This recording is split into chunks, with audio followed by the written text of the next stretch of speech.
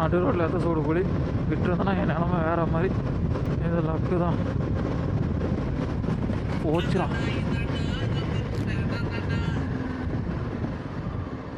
போச்சுடா, டயர் போச்சுன்னு நினைக்கிறேன்.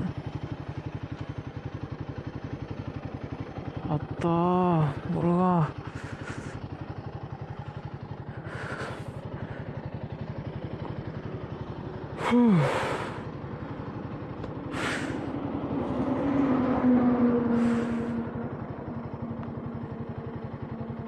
கொஞ்ச நேரத்தில் அள்ள விட்டுருச்சு.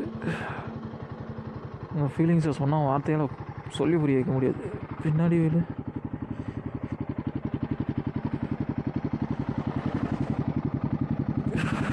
பக்கம் எவ்வளோ பெரிய பள்ளம்.